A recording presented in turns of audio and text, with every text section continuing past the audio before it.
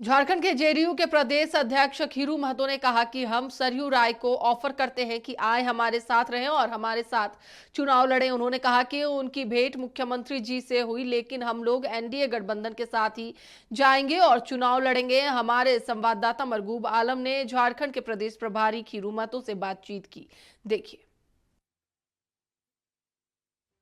मौजूद है झारखंड के, क्या हुआ? सरयू राय भी आए थे मिलने के लिए, क्या थर्ड फ्रंट है या नहीं, एनडीए के साथ रहेंगे और हम लोग के साथ मिलकर लड़ेंगे। आज चुनाव को लेकर की बातचीत हुई? चुनाव को लेकर बात चर्चा हुई, उसको उच्च स्तरीय स्तर पर हम लोग पार्लियामेंट अभी चल रहा है, उसी में वहाँ बातचीत होगी दिल्ली में, और है सो फिर झारखंड में बात होगी। अभी कई दौर का बात होगी तब फाइनल हो गया उसके बाद। लेकिन एनडीए के साथ चुनाव लड़ेंगे? हाँ, एकदम एनडीए के साथ चुनाव लड़ेंगे। संगठन को लेकर मजबूती को भी क्या? संगठन का मजबूती लेकर है सो सब लोग अभी आए थे, उन लोगों ने भी बताया है सो पूरे झारखंड में मेरा संगठन का काम चल रहा है।